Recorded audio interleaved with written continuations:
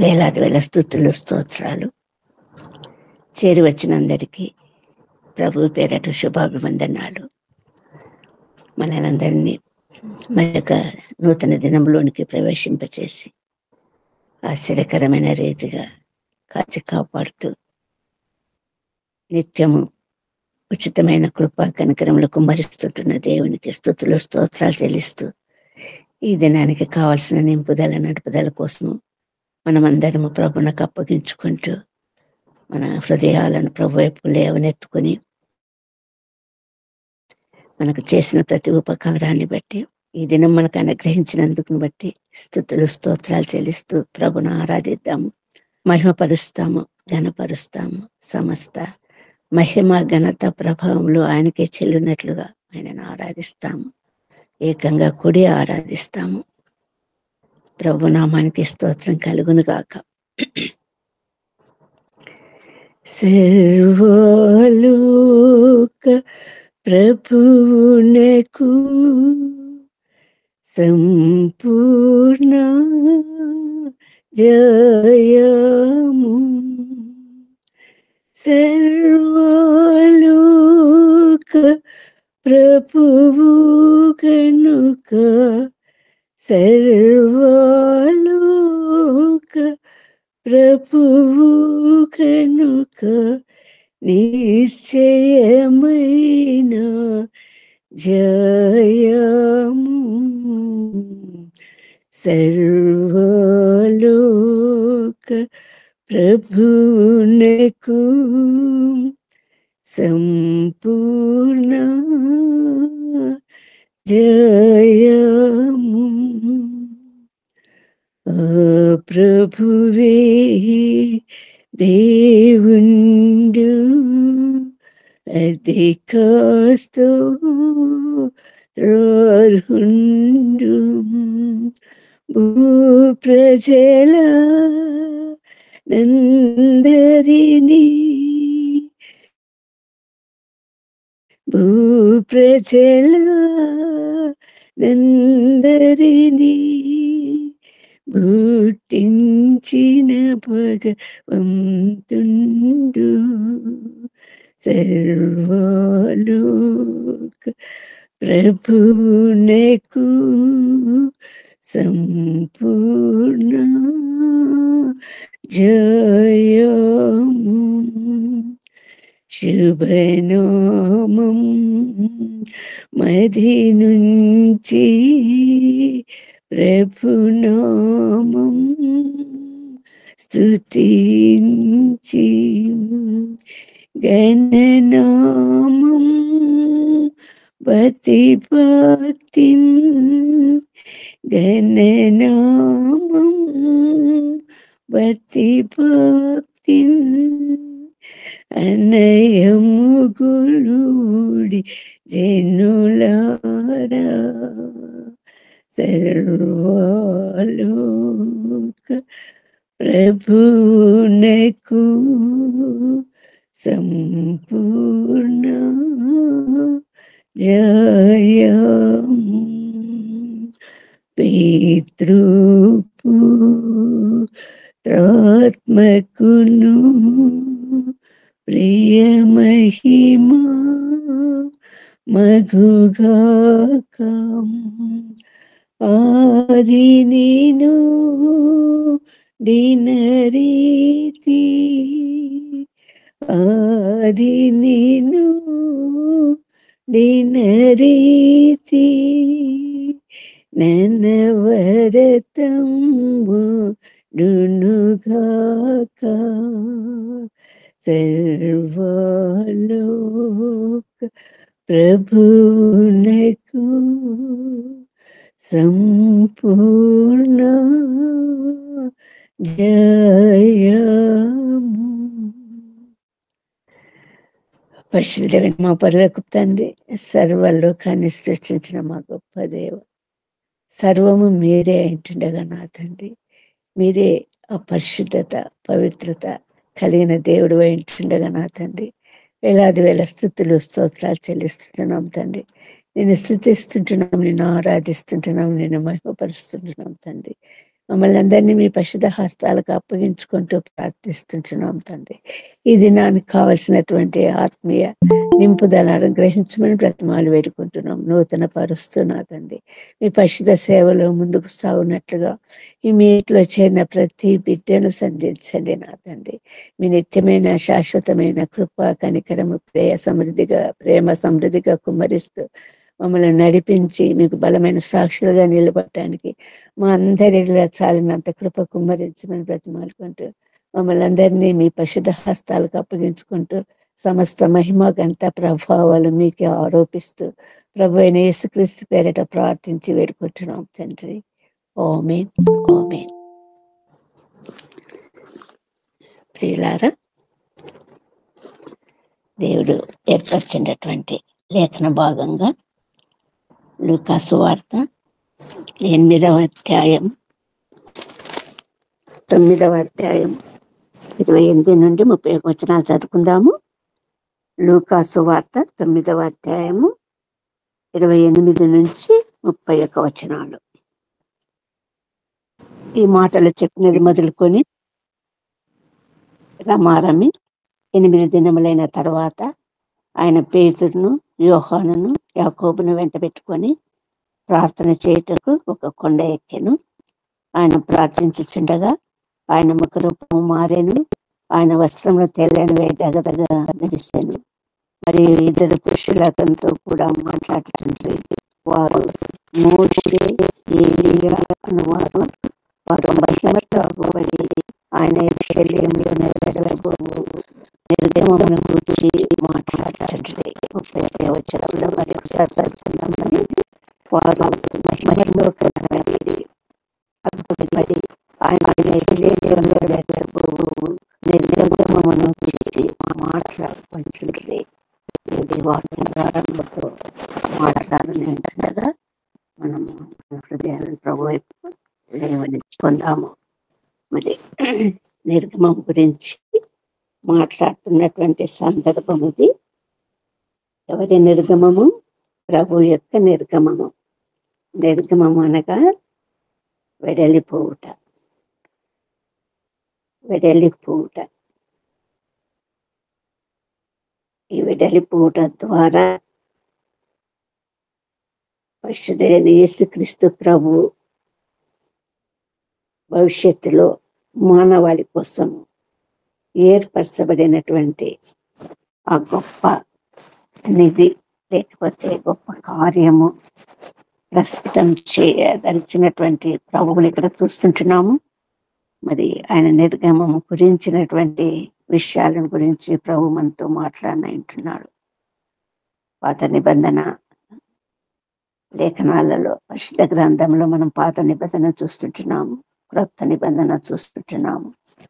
పాత నిబంధనలో ఒక నిర్గమము జరిగింది, క్రొత్త నిబంధనలో ఒక నిర్గమం జరిగింది.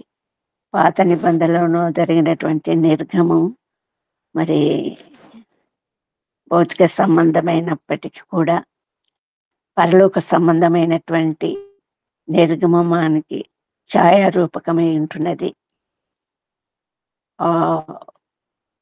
ప్రభుకు సంబంధించినటువంటి గుడారము, యాజకత్వము సమస్తం కూడా భూలోకంలో ఏర్పరచబడినటువంటి ఛాయారూపమైన లేకపోతే ప్రతిరూపకములైన పరలోక సంబంధమైనటువంటి రాజ్యానికి సూచనగా మరి ఇక్కడ తెలియజేయబడి ఉంటున్నవి.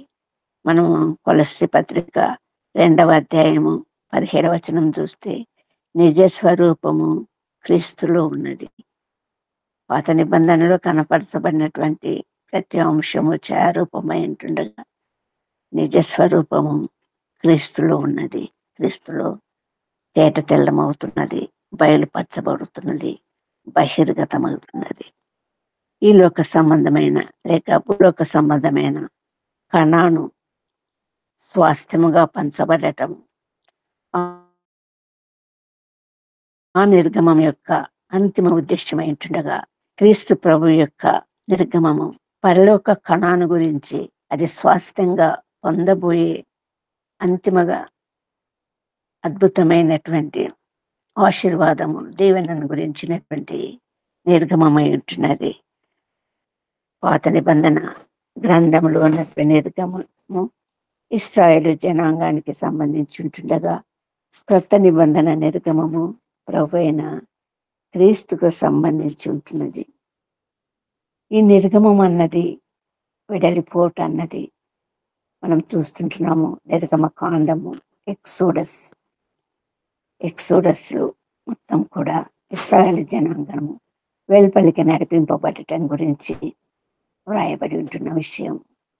ఈ వెలుపలికి నడిపించబడటానికి కారణం ఏంటంటే, వారు చీకటిలో ఉంటున్నారు, అంధకారంలో ఉంటున్నారు, బానిసత్వములో ఉంటున్నారు, బంధకాలలో ఉంటున్నారు, మరి అన్యుల ప్రాబల్యంలో, అన్యుల పరిపాలనలో ఉంటున్నారు. మరి అది ఒక చీకటి గృహం, ఐగుప్తు చీకటి గృహము. ఆ చీకటి గృహంలో ఇశ్రాయేలు జనాంగం బందీలుగా ఉంటున్నటువంటి విషయం.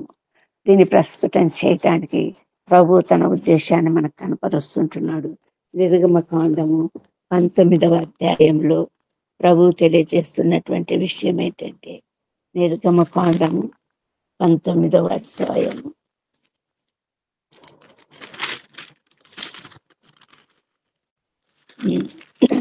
ప్రభు వారి గురించి మోషే ద్వారా తెలియజేస్తున్నటువంటి విషయం ఏంటంటే, మరి మీరు నాకు నా నిబంధన అనుసరించి నడిచిన పక్షమందు మీరు సమస్త దేశ జనములలో నాకు స్వకీయ సంపాద్యమవుతురు, సమస్త భూమి నాదే కదా, మీరు నాకు యాజక రూపమైన రాజ్యంగాను పరిశుద్ధమైన జనంగాను ఉందిరని చెప్పమని ఇశ్రాయేల్ జనాంగంతో చెప్పమని మోషేకు ప్రభు ఆజ్ఞాపిస్తుంటున్నాడు. ప్రభు యొక్క ఉద్దేశము, సంకల్పం ఏమంటే, ఆ చీకటిలో బందీలుగా ఉన్నటువంటి, ఆ బానిసత్వంలో ఉన్నటువంటి, వారి మోచేతి కింద నీళ్లు తాగుతున్నటువంటి ఇశ్రాయేల్ జనాంగాన్ని ఒక గొప్ప ఉద్దేశంతో మరి వెలుపలికి నడిపించబడటానికి మోషేను ఇక్కడ వాడబడుతున్నటువంటి మోషే కనపడుతుంటున్నాడు. మరి ప్రభు ఉద్దేశం ఏంటంటే, యాజక రూపమైన రాజ్యంగా, పరిశుద్ధమైన జనంగా. బంధకాలలో ఉన్నవారు, సంఖ్యలలో ఉన్నవారు యాజకులు కాలేరు. బంధకాలలో, సంఖ్యలలో ఉన్నవారు పరిశుద్ధ జనము కాలేరు. అదే ఉద్దేశము, ఈ పరిశుద్ధ జనము, యాజక రూపమైనటువంటి రాజ్యము, పరిశుద్ధ జనము అన్నటువంటి విషయాన్ని మరి ఇది ధృవీకరింపబడుతూ, అంటే మొత్తము మానవాళి కొరకు యేసుక్రీస్తు ప్రభువు ఒక్క ఇశ్రాయేలు జనాంగం కొరకు ఏర్పరచబడినటువంటి మోషే అయి ఉంటుండగా, మరి మానవాళి కొరకు ఏర్పరచబడినటువంటి జనాంగంగా మనకు ఎవరు కనిపిస్తున్నారంటే ప్రభు కనిపిస్తుంటున్నాడు. దీనికి సంబంధించినటువంటి విషయంగా మనము మొదటి పేతురు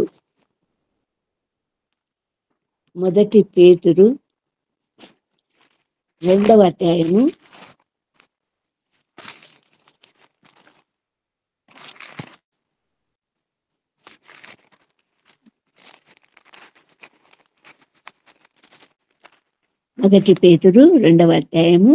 9వ వచనం చూస్తామండి. అయితే మీరు చీకటిలో నుండి ఆశ్చర్యకరమైన తన వెలుగులోనికి మిమ్మల్ని పిలిచిన వాని గుణాతిశయములను ప్రచురం చేయ నిమిత్తము ఏర్పరచబడిన వంశమును, రాజులైన యాజక సమూహమును, పరిశుద్ధ జనమును, దేవుని సొత్తైన ప్రజలైన ఉన్నారు. ఒకప్పుడు ప్రజగా ఉండక ఇప్పుడు దేవుని ప్రజ అయితిరి, ఒకప్పుడు కనికరింపబడక ఇప్పుడు కనికరింపబడితిరి. నిర్గమములో మరి ప్రభు ఉద్దేశించినటువంటి ఈ పరిశుద్ధమైనటువంటి కార్యమును గురించినటువంటి ప్రక్రియలు మనకి ఇక్కడ కనపడుతుంటున్నది.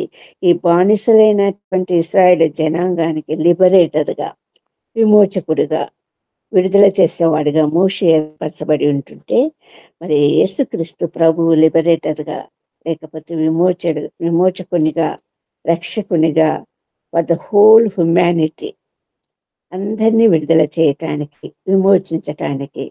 ఇక్కడ పాపమును గురించిన విడుదలైతే అక్కడ దేహ సంబంధమైనటువంటి బానిసత్వం గురించిన విడుదల.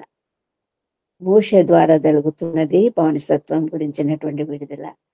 ఇవ్వబడుతున్నటువంటి భూలోక సంబంధమైనటువంటి కణాను ఇక్కడ ప్రభువైన యేసుక్రీస్తు ద్వారా జరగబోతున్నది. ఆయన విమోచకుడుగా, లిబరేటర్గా వచ్చింది. మొత్తము ప్రపంచానికి అంతా, లోకానికి అంతటిగా రక్షకుడుగా రావటము, మరి వారి అందరినీ పాపం నుండి విమోచించబడటానికి, వారిని ఆ భయంకరమైన పరిస్థితి, ఆ చీకట్లో వెలుగులో రప్పించడానికి ప్రభు ఏర్పరచుకున్నటువంటి, ప్రభు తనకు తానుగా మరి ఏర్పరచుకున్నటువంటి ఒక బలి, లేకపోతే ఒక వదకు తేబడిన గొర్రెపిల్లగా మనకి ఇక్కడ ప్రత్యక్షం కాబడతా ఉంది. దీనికి మనము పాత నిబంధన గ్రంథంలో నుండి చూస్తే ఆది కాండము మధ్య ముగింపు అయితే నిర్గమ కాండము ఆరంభం అవుతా ఉంది. ఈ నిర్గమ కాండంలో జరిగిన ప్రక్రియ, నిర్గమం గురించి తెలియచేయబడ్డానికి, మరి విడుదల కాబడినటువంటి ఐగుప్తు దేశంలో ఉన్నటువంటి ఇశ్రాయేలు జనాంగము మరి ఐగుప్తు దేశంలోనికి ఉన్నటువంటి సందర్భంలో చేరిన వారందరూ చనిపోయాక ఉన్నటువంటి జనాంగం 70 మంది మాత్రమే కాక యాకోబు సంతానము, వీరు అందరూ బహు సంతానం, దేవుడు ఇచ్చినటువంటి వాగ్దాన ప్రకారం ఇసుక రేణువులంత విస్తారంగా, ఆకాశ నక్షత్రం అంత విస్తారంగా మరి అభివృద్ధి చెందినటువంటి విషయము. ఆ అభివృద్ధి చెందింది ఫిజికల్ గా, దేవుడిచ్చిన వాగ్దానాన్ని బట్టి అభివృద్ధి చెందింది. ఆ మధ్య కాలము 430 సంవత్సరాలు. ఆ 430 సంవత్సరాలు వాళ్ళు బందీలుగా, సంఖ్యలలో దాస్యము అనేటటువంటి చీకటిలో బంధింపబడిన వారిగా చూస్తుంటున్నాము. ఐగుప్తీల దాస్యములు ఉంటున్నటువంటి విషయంగా మనం చూస్తుంటున్నాము. దీని నుంచి విడుదల పొందటానికి ప్రభు చూపించినటువంటి మార్గాలు మనం చూస్తే, మొట్టమొదటిగా ఆది కాండంలో 15వ అధ్యాయంలో అబ్రహాంకు కలిగినటువంటి దర్శనమును మనకు తెలియచేయబడతా ఉంది.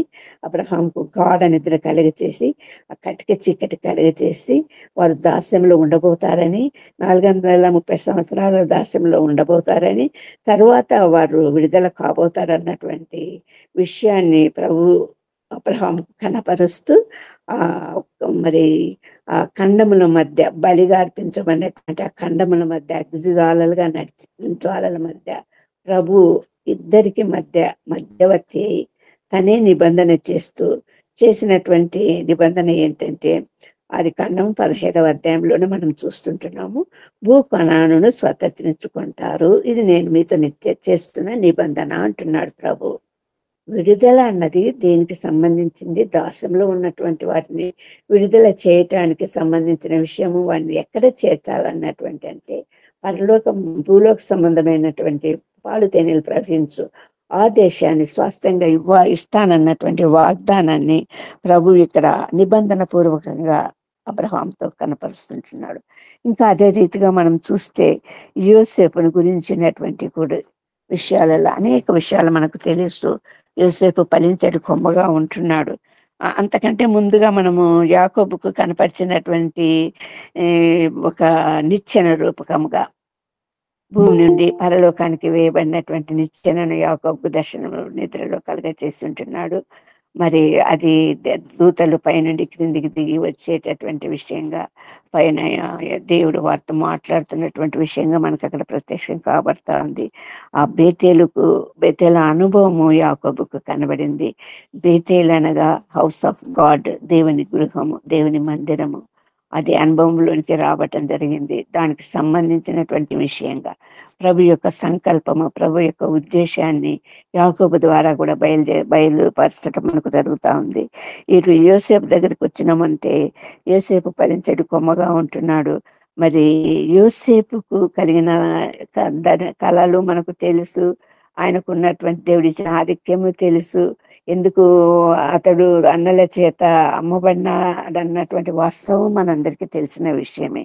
కాకపోతే ఇక్కడ ఖచ్చితంగా ఒక మాట దేవుడు లేఖనం ద్వారా తెలియజేస్తుంటున్నాడు. అదేంటంటే నిర్గమ కాండము. ఈ నిర్గమం గురించి హెబ్రీ పత్రిక 11వ అధ్యాయము 22వ వచనములో వ్రాయబడి ఉంటున్నటువంటి విషయం ఏంటంటే, హెబ్రీ పత్రిక 11వ అధ్యాయము 22వ వచనములో యోసేపు తనకు అవసాన కాలం సమీపించినప్పుడు విశ్వాసమును బట్టి ఇశ్రాయేలు కుమారుల నిర్గమమును గురించి ప్రశంసించి తన శల్యములను గూర్చి ఆజ్ఞాపించెను. తను చనిపోయే సందర్భంగా యోసేపు మరి వారికి సెలవిచ్చింది ఏంటంటే, మీరు ఖచ్చితంగా దేవుడు మిమ్మల్ని దర్శిస్తాడు, మిమ్మల్ని వెలుపలికి నడిపిస్తాడు, ఈ విమోచన మీకు కలుగుతుంది, ఈ చీకటి గృహం నుండి మీరు ఆశ్చర్యకరమైన తన వెలుగులోనికి నడిపించే ప్రభువును మీరు ప్రభు ద్వారా జరగబోయే కార్యాన్ని చూస్తారు అన్నటువంటి విషయము తెలుపబడినటువంటి వాడే. ఎవరినైతే దేవుడు ఏర్పరచుకున్నాడో వారందరినీ ఆత్మమూలంగా సంధిస్తూ ఆత్మీయంగా జరగబోయేటటువంటి భవిష్యత్తు విషయాలన్నిటిని కూడా తెలియచేయబడటం మనం చూస్తుంటున్నాము. ఇక్కడ యోసేపు కూడా నిర్గమం గురించి మరి తెలియచేస్తున్నటువంటి అంశంగా మనము చూస్తుంటున్నాం.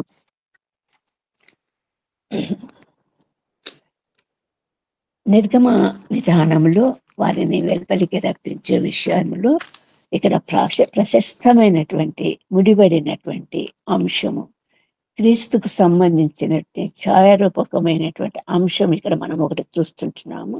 వారిని విడుదల చేయాలనుకున్న రోజున ప్రభు వారికి ఆజ్ఞాపించండి ఏంటంటే, పస్కా బలి పశువును వధించండి, పస్కా బలి పశువును వధించండి.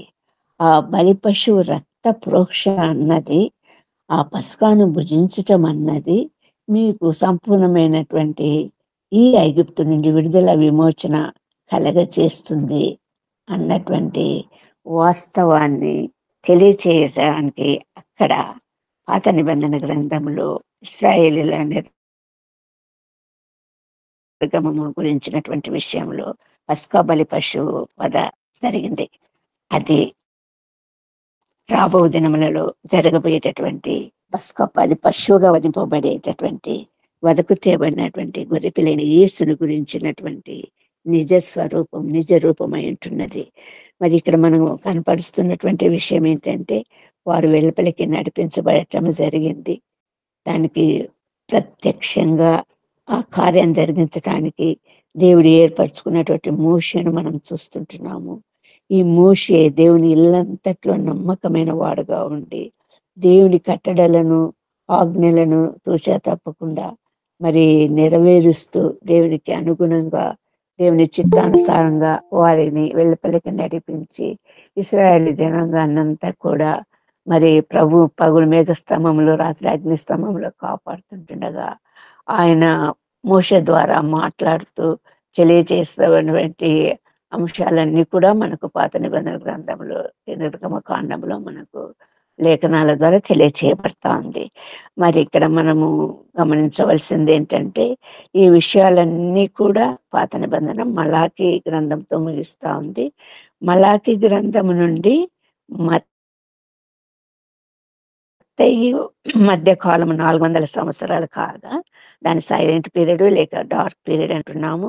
అక్కడ ఒక మలాకి సంబంధంగా మనము చూస్తున్నటువంటి విషయము మరి ఎక్కడ రిపీట్ అవుతా ఉందంటే, మరి క్రొత్త నిబంధనలో రిపీట్ అవుతుంది. ఆఖరిన మలాకి గ్రంథము ఆఖరిన ప్రభు లేఖనాలలో తెలియజేయబడిన విషయము మోషేను గురించి తెలియజేస్తుంటున్నాడు, మరి ఏలియాను గురించి తెలియజేస్తుంటున్నాడు. వీరి ప్రత్యక్షత తిరిగి మనము క్రొత్త నిబంధన గ్రంథంలో ఇక్కడ యేసుక్రీస్తు ప్రభు రూపాంతర కొండ మీద కనపడుతున్నటువంటి విషయంగా మనము తిరిగి చూస్తుంటున్నాము. మరి ఇక్కడ ప్రభువు గురించినటువంటి మోషే, ఏలియా అన్నవారు ప్రత్యక్ష సాక్షులుగా గత కాలం జరిగినటువంటి విషయాలకు, రాబో దినములలో జరగబోయే విషయాలకు ప్రత్యక్షమైనటువంటి సాక్షులుగా ప్రభు ఏలియాను మోషేని ఏర్పరచుకున్నటువంటి విధానము మనం చూస్తుంటున్నాము. ఇంతవరకు మనం చూసింది మోషే ఇశ్రాయేలు జనాంగము వెలుపలికి నడిపించబడటము. మధ్యలో జరిగిన కాలం అంతట్లో మోషే 120 సంవత్సరాలు బతికాడు. ఆ 120 సంవత్సరాలలో 40 సంవత్సరాలలో ఆఖరి సంవత్సరాలలో మరి ఇశ్రాయేలు జనాంగాన్ని వెలుపలి నడిపించిన విషయాలన్నీ కూడా మనకు స్పష్టమే, అందరికీ తెలిసినటువంటి విషయమే.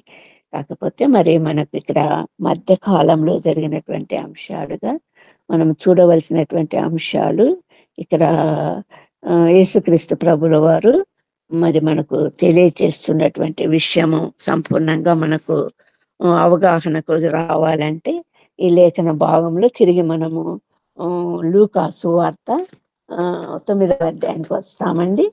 లూకా సువార్త 9వ అధ్యాయము. అదే ఇప్పుడు మనం చదివినటువంటి లేఖన భాగంలోకి వద్దాము. అక్కడ మనకు కనబరుస్తున్నటువంటి ప్రశస్తమైనటువంటి ఆత్మీయ సత్యాలు ఇక్కడ తెలియజేయబడుతున్నాయి. మరోసారి ఆ లేఖన భాగం చదువుకున్నామంటే అక్కడ మనం చూస్తున్నటువంటి విషయాలు ఏంటంటే రమారమి 8 దినములైన తర్వాత అని వ్రాయబడింది. అంతకు ముందు జరిగిన విషయం ఏంటి అన్నప్పుడు ఈ నిర్గమం గురించినటువంటి సందేశము యేసుక్రీస్తు ప్రభు శిష్యులకు తెలిపినటువంటి విషయంగా 8వ అధ్యాయం చూస్తాము. మనము 8వ అధ్యాయం చూసినప్పుడు 22వ వచనము నుండి మనం చూస్తే 22వ వచనం చూద్దాము. లూకా సువార్త 8వ అధ్యాయం. మరి ఒకనాడు ఆయన తన శిష్యులతో కూడా ఒక దోణి ఎక్కి సరస్సు అద్దరికి పోదామని వారితో చెప్పగా. లూకా సువార్త 8వ అధ్యాయము 22వ వచనం అండి. అవునమ్మా. మరి ఒకనాడు ఆయన తన శిష్యులతో కూడా ఒక దోణి ఎక్కి సరస్సు అద్దరికి కాదండి లూకా సువార్త 8వ అధ్యాయము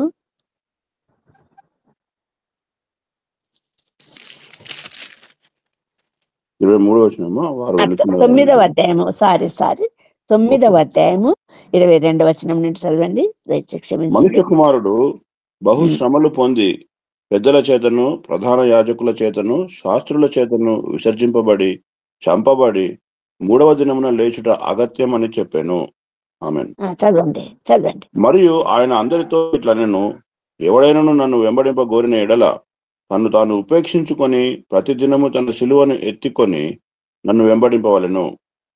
తన ప్రాణమును రక్షించుకొన గోరువాడు దానిని పోగొట్టుకొనును. నా నిమిత్తము తన ప్రాణమును పోగొట్టుకున్నవాడు దానిని రక్షించుకొనును. ఒకడు లోకమంతయు సంపాదించి తన్ను తాను పోగొట్టుకొనిన ఎడల లేక నష్టపరుచుకొనిన ఎడల వానికేమి ప్రయోజనము? నన్ను గూర్చియు నా మాటలను గూర్చియు సిగ్గుపడువాడెవడో వాని గూర్చి మనుష్య కుమారుడు తనకును తన తండ్రికిని పరిశుద్ధ దూతలకును కలిగి ఉన్న మహిమతో వచ్చినప్పుడు సిగ్గుపడును. ఇక్కడ చాలండి. Thank you very much. ఇక్కడ ప్రభు స్పష్టంగా 8 దినాల ముందు శిష్యులతో మాట్లాడుతూ జరగబోయే నిర్గమము గురించి తెలియజేస్తుంటున్నాడు. తను పొందబోయే మరణం గురించి తెలియజేస్తుంటున్నాడు. ఆ మరణం ద్వారా ఈ లోకమును విడిచిపోయే గడియను గురించి తెలియజేస్తుంటున్నాడు. అది సామాన్యమైనటువంటి సహజమైనటువంటి మరణం కాదు.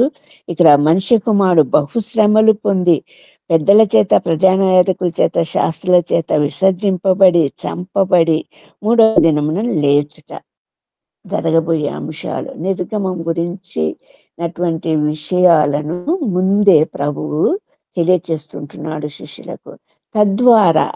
తద్వారా జరగబోయేటటువంటి విషయాలు ఏంటంటే ప్రభు పొందినటువంటి ఆ మరణం గురించినటువంటి ప్రత్యక్షత లేని వారి గురించి, లేకపోతే సంపూర్ణంగా గ్రహింపలేని వారి గురించి, అజ్ఞానంలో ఇంకా అంధకారంలో ప్రభు చేసిన కార్యం వలన వెలుగులోనికి రప్పింపబడలేకుండా చీకట్లోనే మ్రగుతున్న వారిని గురించి, ప్రభువు తమ ప్రాణముల నిమిత్తము పోరాడే వారి గురించి మరి ప్రభు ఇక్కడ ఒక హెచ్చరిక చేస్తూ, నన్ను గూర్చి నా మాటలను గూర్చి సిగ్గుపడువాడెవడో వాని గూర్చి మనిషి కుమారుడు తనకును తన తండ్రికిని పరిశుద్ధ దూతలకు కలిగి ఉన్న మహిమతో వచ్చినప్పుడు ఆ మహిమ గురించినటువంటి ప్రత్యక్షత తెలియచేయబడవలసినటువంటి ఉద్దేశాన్ని గురించినటువంటి సంపూర్ణమైనటువంటి అవగాహన కలగచేయాలని, మనందరం కూడా కనువిప్పు కలగాలని, మనమందరం కూడా ఏ మార్పులోకి రాబడాలని, ఏ విషయం భవిష్యత్తులో జరగబోయేటటువంటి విషయాలను గురించిన అధ్యయన లేఖన భాగమే మనం ఇప్పుడు చదువుకున్నటువంటి రూపాంతర కొండ మీద జరిగినటువంటి అంశాలు. అంటే యేసుక్రీస్తు ప్రభువు ఉద్దేశించినటువంటి లేకపోతే సంకల్పం ఏమంటే ఆ నిర్గమం ద్వారా మనము పొందబోయేటటువంటి భవిష్యత్తులో మనం పొందబోయేటటువంటి గొప్ప ఆశీర్వాదము, గొప్ప దీవెన ఏంటంటే, తండ్రి తన కుమారునితో, తండ్రికిని పరిశుద్ధ దూతలకును మనిషి కుమారునికిని కలిగి ఉన్న మహిమ మనమంతా కూడా పొందాలని ప్రభు యొక్క నిర్గమంలో, ఆ నిర్గమం అన్నది మరణం ద్వారా జరగబోతూ ఉంటుండగా, ఆ మరణమైనటువంటి యేసుక్రీస్తు ప్రభువు తిరిగి 3వ నాడు లేస్తాడన్న వాస్తవాన్ని కూడా తెలియజేస్తూ, తద్వారా పొందబోయేటటువంటి అది సంపూర్ణంగా మనం అంగీకరించి ప్రభు మార్గంలోకి ముందుకు పోగలిగినటువంటి నాడు ప్రభు ఇవ్వబోయేటటువంటి మహిమను గూర్చి తెలియచేయబడటానికి ఈ రూపాంతర కొండ అనుభవం మన ముందు ఉంచబడింది. మనం ఇక్కడ చూస్తున్నటువంటి విషయంలో ఆ రోజు జరిగినటువంటి 8 దినాలైన తర్వాత ప్రభు ఇక్కడ ఏం రాయబడింది, పేతురు యోహానును యాకోబును వెంటబట్టుకొని ప్రార్థన చేయటకు కొండ ఎక్కాను. ఆ కొండని రూపాంతరిత కొండ అంటాము. ఇక్కడ శిష్యులను వెంటబెట్టుకొని వెళ్ళాడు, ప్రార్థన చేయటకు ప్రారంభించాడు. అక్కడ జరిగే మార్పులన్నీ కూడా ఖచ్చితంగా శిష్యులు ప్రత్యక్షంగా చూడాలని, ఆ మహిమను చూడాలని, తద్వారా పొందబోయేటటువంటి మానవాళికి రాబో దినములలో మానవాళికి జరిగేటువంటి గొప్ప ఆశీర్వాదము, గొప్ప దీవెన, గొప్ప సంప్రాప్తి ఏంటన్నది గ్రహింపుకు రావాలన్న ఉద్దేశాన్ని లేఖల ద్వారా ఇక్కడ ప్రభు బయలుపరుస్తుంటున్నాడు. మరి అక్కడ కనపడినటువంటి ప్రార్థించుస్తుండగా ఏమైపోయిందంట, యేసుక్రీస్తు ప్రభు ముఖరూపం మారిపోయిందంట. ఆయన వస్త్రంలో తెల్లని దగదగా మెరిశాయి. పరిశుద్ధమైనటువంటి తెల్లని వస్త్రాలు ఇవ్వబడినాయి, వెలుగుతో ప్రకాశిస్తున్నాయి. ప్రభు యొక్క ముఖరూపం కూడా మారిపోయినటువంటి విషయం చూస్తుంటున్నాం. అంతేకాదు మనం అక్కడ చూస్తుంటున్నాను విషయంలో 2 పురుషులు కనిపిస్తుంటున్నారు. వారు మోషే, ఏలియా.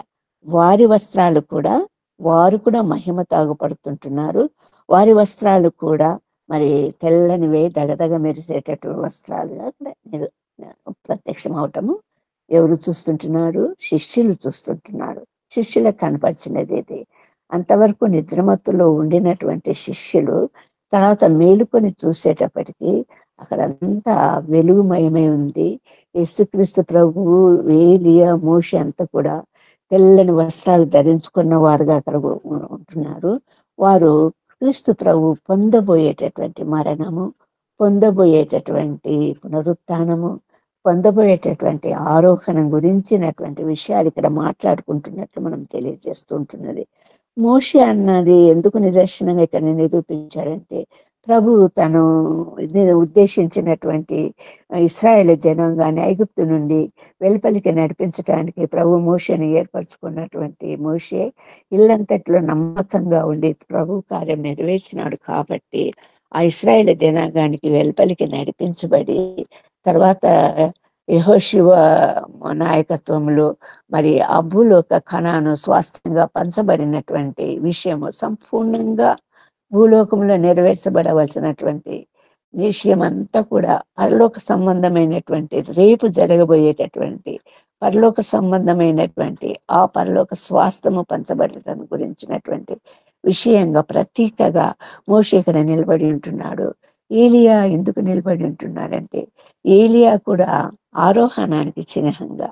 ఏలియా ఈ లోకంలో ఉన్నప్పుడు మరి ఆయన దినాలు నిండినప్పుడు అగ్ని రథాలు, అగ్ని గుర్రాలు ఏలియాకు ఎలీషాకు మధ్యకు రాగా సుడిగాలిలో ఆరోహణమైనట్లు వ్రాయబడి ఉంది. ఆ ఆరోహణము రేపు ప్రభు పొందబోతున్నాడు. యేసుక్రీస్తు ప్రభు సిలువలో మరణించిన తర్వాత 3వ నాడు తిరిగి లేచిన తర్వాత మరి ఆరోహణం అయ్యేటప్పుడు అపోస్తల కార్యము 1వ అధ్యాయంలో రాయబడినటువంటి అంశాలు మనందరికీ స్పష్టమే. ప్రభు ఆరోహణం అవుతూ మరి చెప్పినటువంటి మాటలు కూడా మనందరికీ స్పష్టమే. మరి ఇక్కడ ఏలియా ఆ విషయాలను స్పష్టీకరించడానికి, ప్రభు ఆరోహణం గురించినటువంటి విషయాన్ని గురించి తెలియచేయబడటానికి రేట జరగబోయేటటువంటివి నిర్గమం ద్వారా జరగబోయే అంశాలని గురించినటువంటి సాక్షులుగా ఏలియాను మోషేను అక్కడ పట్టుకుంటున్నాడు. మన ఈ ఏలియానే మరి ప్రభు నిర్దేశించినటువంటి విషయంగా మలాకి గ్రంథంలో 1వ అధ్యాయంలో ఆ ఏలియానే, ఏ లక్షణాలతో ఉన్న ఆ ఏలియా అదే లక్షణాలు కలిగినటువంటి బాప్తిస్మిచ్చు యోహానుగా, దేవుని దూతగా పంపబడినటువంటి ఏలియాను మనం చూస్తుంటున్నాము. ఆ ఏలియా బాప్తిస్మిచ్చు యోహానుగా హతసాక్షి అయినటువంటి బాప్తిస్మిచ్చు యోహాను మనం చూస్తుంటున్నాం. వీటన్నిటికీ కూడా ప్రత్యక్ష సాక్షులుగా నిలబడటానికి ఏలియాను అక్కడ ప్రభు చూపిస్తూ ఉంటున్నటువంటి విషయం మనకు స్పష్టమవుతా ఉంది. మరి ఈ సందర్భంగా మనము అర్థం చేసుకోవాల్సినటువంటి విషయం ఏంటంటే, యేసుక్రీస్తు ప్రభు మనకు భవిష్యత్తులో లేకపోతే నిర్గమం ద్వారా మానవాళికి అత్యున్నతమైనటువంటి విషయం ఏంటంటే, మరి వారికి మహిమ, ప్రభువుకు కలిగినటువంటి మహిమ, తనను విశ్వసించిన వారికి తన శిలువ మరణం ద్వారా కలుగచేసిన రక్షణను, తను చిందించినటువంటి రక్తం ద్వారా పరిశుద్ధపరచబడి పవిత్రపరచబడి తమ పాపములు కడుక్కున్న వారిని గురించినటువంటి విషయంగా, వారు పొందబోయేటటువంటి శ్రేష్టమైనటువంటి ఆశీర్వాదం గురించినటువంటి విషయంగా మనకి ఇక్కడ ప్రభువు తెలియజేస్తూ ఉన్నటువంటి అంశాలను మనం గుర్తించాలి. ఇక్కడ మరి రూపాంతర కారణంగా ప్రభు మనకు మన ఎడల ఉద్దేశించిన విషయాలను మనం చూస్తే, యోహాను సువార్త 17వ అధ్యాయానికి వస్తే అక్కడ ప్రభు యొక్క ప్రార్థన మనకు కనిపిస్తుంది. యోహాను సువార్త 17వ అధ్యాయము చూద్దామంటే, అది మొత్తం దేవుని గురించినటువంటి ప్రార్థన ఏంటుండగా, ఆ ప్రార్థనలో ఉన్నటువంటి ముఖ్య విషయాలు, 2 ప్రార్థన అంశాలను మనం ఇక్కడ చూస్తాము. యోహాను సువార్త 17వ అధ్యాయంలో 4వ వచనం నుండి చదవండి. 17. నువ్వు నాకు ఇచ్చిన పని నేను సంపూర్ణముగా నెరవేర్చి భూమి మీద నిన్ను మహిమపరచితిని. తండ్రి, లోకము పుట్టక మునుపు నీ యొద్ద నాకు ఏ మహిమ ఉండెనో ఆ మహిమతో నన్ను ఇప్పుడు నీ యొద్ద మహిమపరచుము. లోకము నుండి నీవు నాకు అనుగ్రహించిన మనుష్యులకు నీ నామము ప్రత్యక్షపరచితిని. వారు నీ వారై ఉండిరి, నీవు వారిని నాకు అనుగ్రహించితివి. వారు నీ వాక్యము గైకొని ఉన్నారు. నీవు నాకు అనుగ్రహించిన మాటలు నేను వారికి ఇచ్చి ఉన్నాను. వారు ఆ మాటలను అంగీకరించి నేను నీ యొద్ద నుండి బయలుదేరి వచ్చి తినని నిజముగా ఎరిగి నీవు నన్ను పంపితివని నమ్మిరి గనుక నీవు నాకు అనుగ్రహించినవన్నీ నీ వలననే కలిగినవని వారు ఇప్పుడు ఎరిగి ఉన్నారు. నేను వారి కొరకు ప్రార్థన చేయుచున్నాను, లోకము కొరకు ప్రార్థన చేయుట లేదు. నీవు నాకు అనుగ్రహించి ఉన్నవారు నీ వారైనందున వారి కొరకే ప్రార్థన చేయుచున్నాను. నావన్నయు నీవియు నావి, వారి యందు నేను మహిమపరచబడి ఉన్నాను. నేను ఇకను లోకంలో ఉండను గాని వీరు లోకంలో ఉన్నారు. నేను నీ యొద్దకు వచ్చుచున్నాను. దానికి కంటిన్యూషన్ 24వ వచనం నుండి చూడండి. అదే 17వ అధ్యాయము 24వ ఎక్కడ ఉందనో అక్కడ నీవు నాకు అనుగ్రహించిన వారును నాతో కూడా ఉండవలననియు నీవు నాకు అనుగ్రహించిన నా మహిమను వారు చూడవలననియు కోరుచున్నాను. జగత్తు పునాది వేయబడక మునుపే నీవు నన్ను ప్రేమించితివి. చాలు. దేవుని యొక్క ఉద్దేశం ఏంటంటే, యేసుక్రీస్తు యొక్క ప్రార్థన అంతిమ రోజుల్లో, తన అప్పగింపబడే రోజుల్లో ఎరిగినటువంటి దేవుడు ప్రార్థన చేస్తుంటున్నాడు. తను ఏర్పరచుకున్న జనాంగాన్ని గురించి ప్రార్థన చేస్తుంటున్నాడు. ఆ మహిమ తండ్రి, నేను ఎక్కడ ఉందనో అక్కడ నీవు నాకు అనుగ్రహించిన వారును నాతో కూడా ఉండవలనని, నీవు నాకు అనుగ్రహించిన నా మహిమను వారు చూడవలనని కోరుచుంటున్నాను. ఆ ఉద్దేశంతోనే ఇక్కడ రూపాంతర కొండ మీద ప్రభువు మహిమను వారు చూడాలి. వారు కూడా పొందబోయేటటువంటి మహిమ వారికి తెలియచేయబడాలి. యేసుక్రీస్తు ప్రభు అంత గొప్ప కార్యము, లోకాన్ని తన సింహాసనాన్ని విడిచిపెట్టి దాసుని స్వరూపం ధరించి రిక్తులుగా చేసుకొని శరీరధారిగా మన మధ్య నివసించింది కేవలము పాపుల రక్షణార్థము. సంపూర్ణంగా పాప విమోచన కలగ చేయబడటానికి ప్రభు ఇచ్చినటువంటి వచ్చినటువంటి మార్గము, చూపినటువంటి మార్గమై ఉంటున్నది. ఇంకా మనకు ప్రత్యక్షంగా, ఇంకా మనకు సంపూర్ణంగా అర్థం కావటానికి యోహాను సువార్త 12వ అధ్యాయం 23వ వచనం చదువుదామండి. యోహాను సువార్త 12వ అధ్యాయం 23వ వచనం ఒకసారి చదవండి. 12:3. అప్పుడు మరియు 23 అమ్మా. అందుకు యేసు వారితో ఇట్లనెను, మనుష్య కుమారుడు మహిమ పొందవలసిన గడియ వచ్చి ఉన్నది. గోధుమ గింజ భూమిలో పడి చావకునే ఎడల అది ఒంటిగానే ఉండును, అది చచ్చిన ఎడల విస్తారముగా ఫలించును. తన ప్రాణమును ప్రేమించువాడు దానిని పోగొట్టుకొనును. ఈ లోకంలో తన ప్రాణమును ద్వేషించువాడు నిత్య జీవము కొరకు దానిని కాపాడుకొనునని మీతో నిశ్చయముగా చెప్పుచున్నాను. ఒకడు నన్ను సేవించిన ఎడల నన్ను వెంబడింపవలెను. అప్పుడు నేను ఎక్కడ ఉండునో అక్కడ నా సేవకుడును ఉండును. ఒకడు నన్ను సేవించిన ఎడల నా తండ్రి అతని ఘనపరచును. చాలండి. పొందబోయే మహిమ, ప్రభు ఇచ్చే ఘనత, ప్రభు ఇచ్చే ఆధిక్యత, ప్రభు ఇచ్చే గొప్పతనము దేని వల్ల కలుగుతుంది? యేసుక్రీస్తు ప్రభు ఏం చెప్తుంటున్నాడు? నా గడియ సమీపించింది, మనిషి కుమారుడు మహిమ పొందవలసిన గడియ వచ్చింది. మరణాన్ని గురించి చెప్తున్నాడు. నేను చనిపోతే తప్ప, గోధుమ గింజ ఎలాగా విత్తనం ఉన్న భూమిలో నాటబడింది, చచ్చిపోతే తప్ప అది కొత్త మొక్కగా, జీవం కలిగినటువంటి మొక్కగా, సజీవమైనటువంటి మొక్కగా ఎలా ఎదగలేదు, అలాగే నేను కూడా మరణిస్తే తప్ప మీలో ఉజ్జీవము, మీలో నిత్య జీవము, లేకపోతే మీలో అసంపూర్ణమైనటువంటి విడుదల, విమోచన కలగదు అన్నటువంటి అంశాన్ని స్పష్టం చేస్తున్నటువంటి దేవుని వాక్యం ఇక్కడ కనపరుస్తుంది. అంతేకాకుండా ప్రభువును అంగీకరించిన వారు ఆయనను సేవిస్తూ ఆయనను వెంబడించాలి. అప్పుడు ప్రభు ఎక్కడ ఉంటాడో అక్కడ ఆయనను సేవించేవారు, ఆయనను అంగీకరించేవారు, ఆయనను వెంబడించే వారందరూ కూడా అతనితో, ప్రభువుతో ఉంటారు.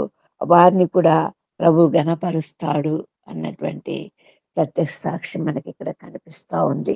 అంతేకాకుండా మనకు తెలియజేయబడే అంశము అదే యోహాను సువార్త 1:14 కూడా ఒకసారి చదువుకొని ముగించుకుందామండి. యోహాను సువార్త 1:14.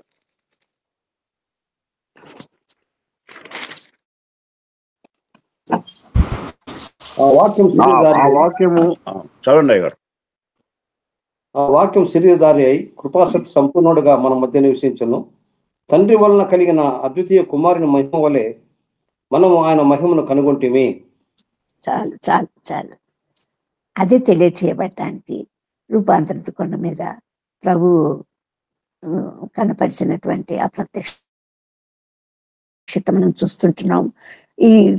ఇదంతా కూడా ప్రభు మరి ఈ నిర్గమం ఎందుకు అంటే తన పోలికలోనికి మార్చుకోవటానికి, మనమంతా కూడా తన పోలికలోనికి మార్చబడాలని ఈ విషయాన్ని కొరింథీ పత్రిక 2వ కొరింథీ 3వ అధ్యాయము మనకు ప్రత్యక్షం చేస్తా ఉంది. అక్కడ యేసుక్రీస్తు అక్కడ సీనాయి కొండ మీద రాతి పలకల మీద ఇవ్వబడినటువంటి ఆజ్ఞల రూపమైన పలకలను కాకుండా మరి ఇక్కడ పౌలు గారు ఏం చెప్తున్నారంటే సజీవం కలిగినటువంటి దేవుని ఆత్మతో రాయబడినటువంటి పలకల మీద దేవుని ఆత్మతో రాయబడినటువంటి ప్రభు పత్రికలు మనం కావాలి, క్రీస్తు పత్రికలము మనం కావాలి.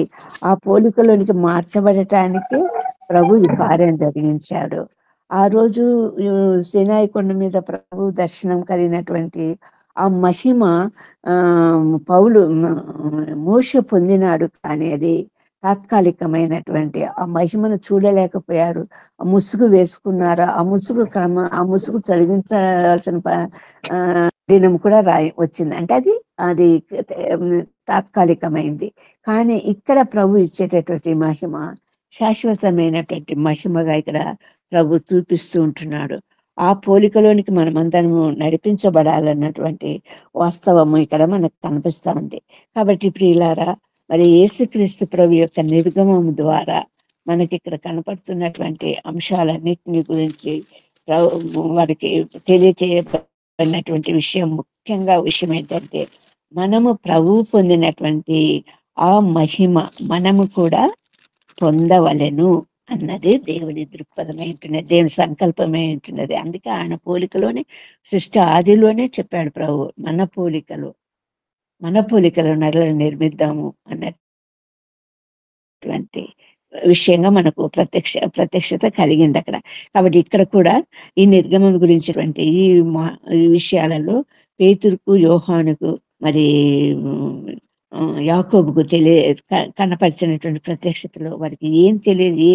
ఆ విషయాలని చూస్తుంటే, ఆ వెలుగును, ఆ మహిమను చూస్తుంటున్నప్పుడు వారు ఒక ట్రాన్స్లోకి వెళ్ళిపోయినటువంటి విషయంగా మనకి ఇక్కడ కనిపిస్తూ ఉంది. ఏం చేస్తున్నారో వాళ్ళకు తెలియడం లేదు.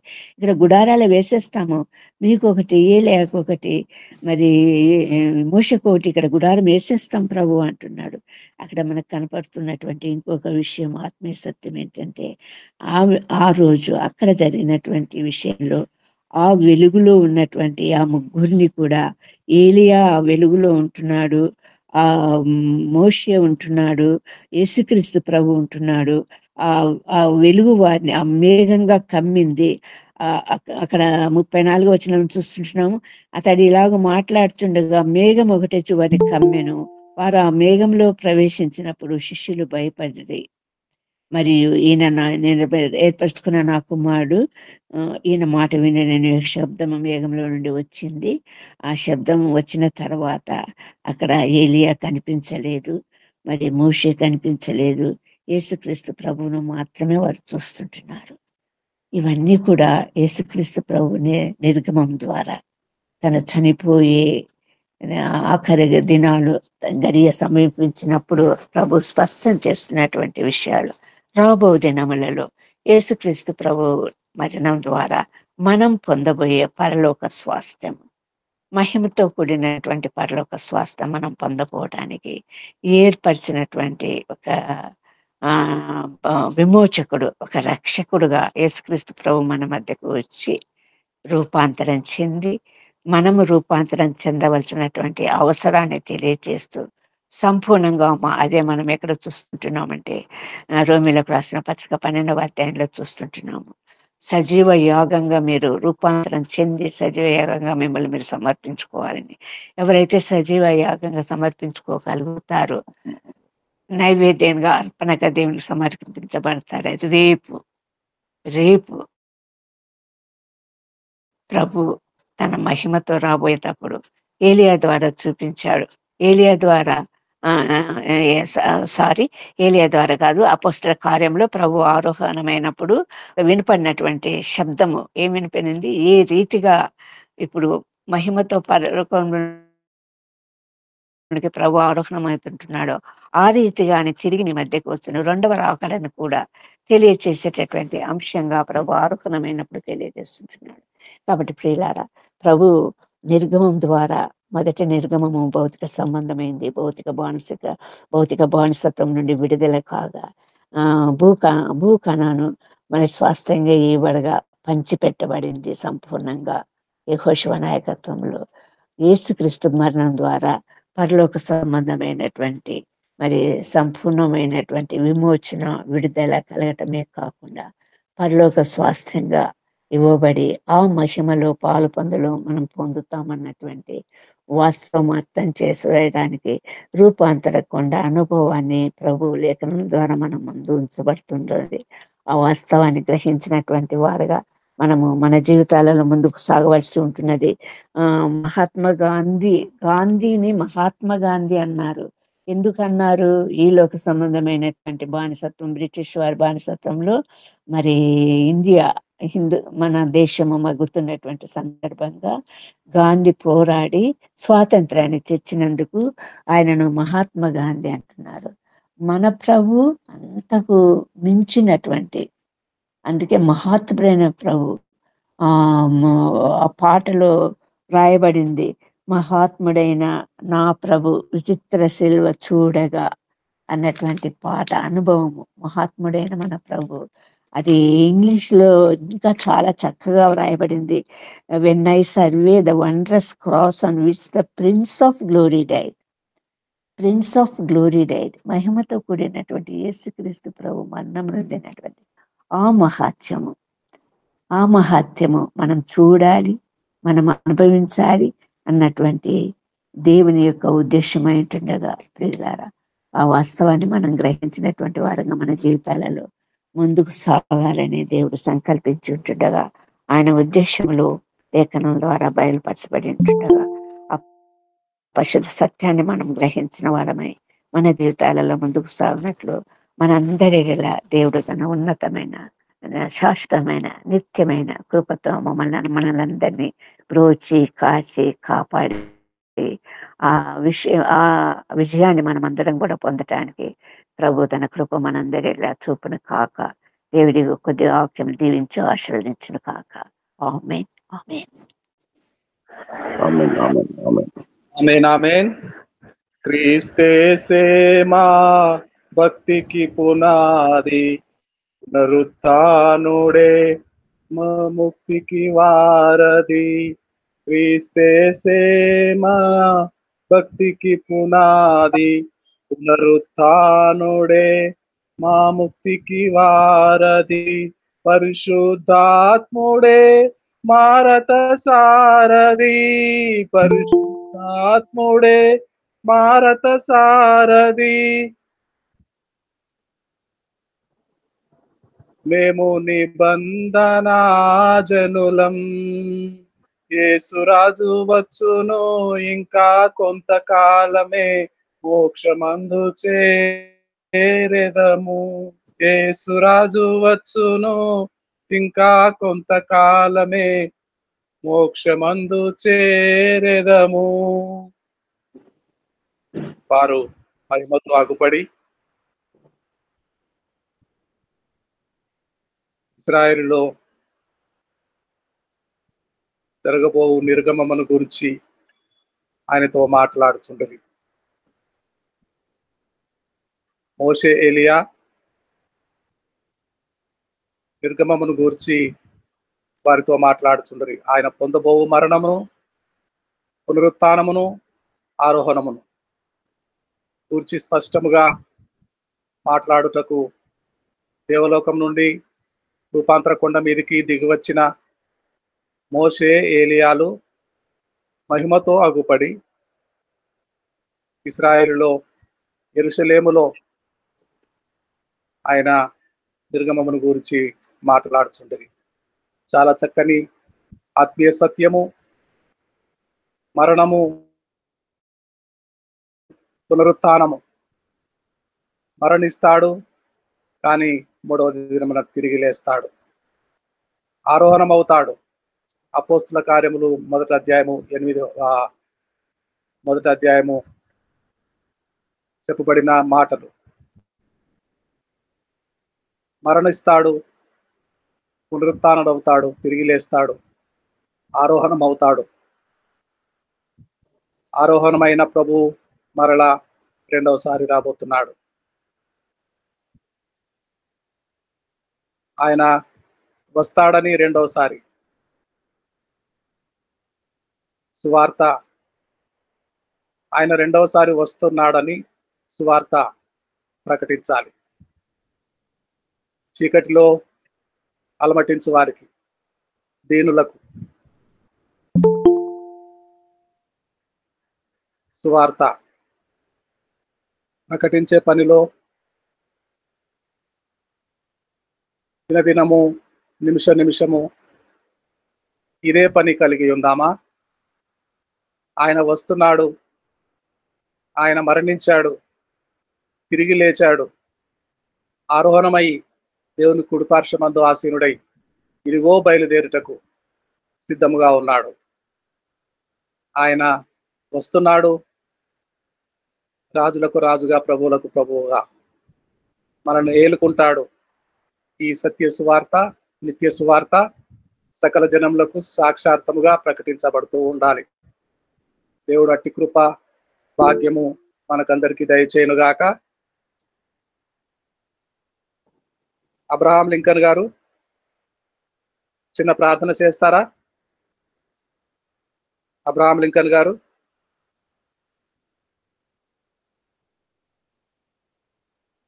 అబ్రహాం లింకన్ గారు చిన్న ప్రార్థన చేస్తారా?